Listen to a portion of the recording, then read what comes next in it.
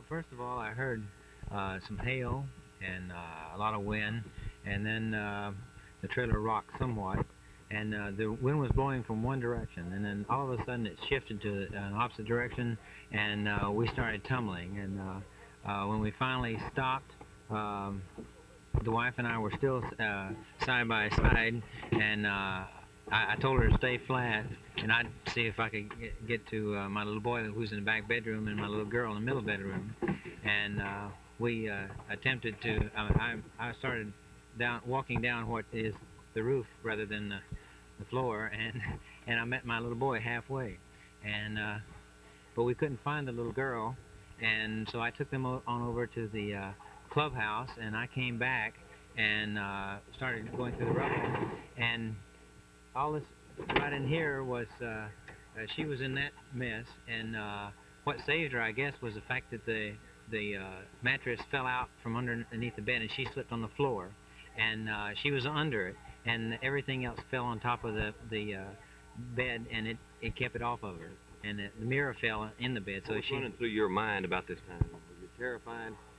It was too quick to tell. I mean, to even have a thought, other than the fact we were rolling, and and then I was worried about the flying glass, and I told the wife to stay still in case things were still flying around.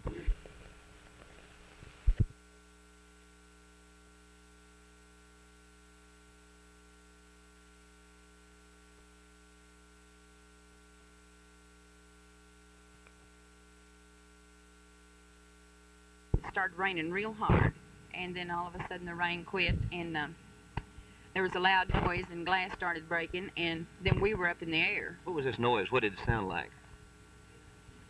Oh, just a deafening noise. It's hard to describe. And we were up in the air, and then finally, of course, when we sat down, when the trailer sat down, well, everybody fell to the floor. Were you afraid? Whew, yes, but it happened real quick.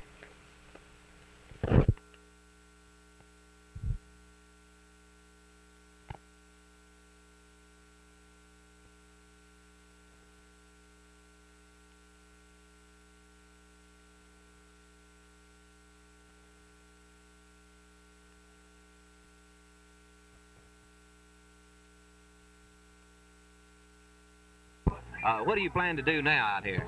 We plan to try to clean this up as much as possible and work the area for any looters that might be. What advice would you have for the people that might be wanting to come out here in the next couple of days? We'd ask them to stay back if they could. If they don't have any relatives or any property in here, we'd ask them to stay away from it to the police officers and the emergency crew to try to clean it up. Chief Mayfield, what kind of problems did you run into in rescuing these people out here? Our first problem was electric wires being down, and then due to the fact it was raining so hard and the people were in a state of panic, and there was right smart of confusion for a few minutes. And as far as I know, there's been no one that's real seriously injured. Now this I don't know for sure. How many men do you have working on rescue operations? This I would hesitate to say, because we have men here from Richardson, Dallas, McKinney, Collin County, Garland, and everybody that we've got in Plano's out here. As you look at it now, what is going to be your major problem in cleaning up this place? The major problem going to be getting all this merchandise and property back to the proper owners. It's scattered all over the country, and we've picked part of it up, and it's just going to be a matter of time getting it back to these people. What would you advise them to do in this case? We have set up a command post here in this little central located building, and if they will come in and identify their merchandise and property, sign for it, they will be released.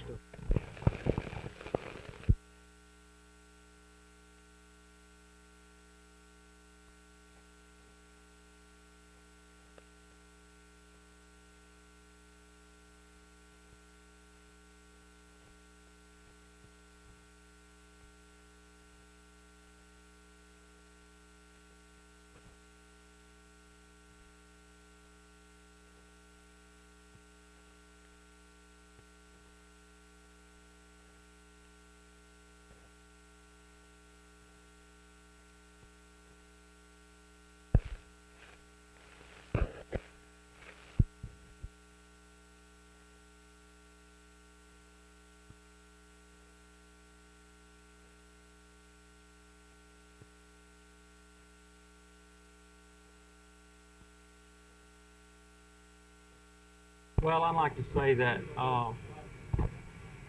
only because this symbolizes part of the military-industrial complex. There's nothing special about LTV except that it does much business with the Defense Department and the whole defense industry. But we certainly don't mean to pick it out. There are many others in the area also. Well, do you think it's immoral for a company to do government work then?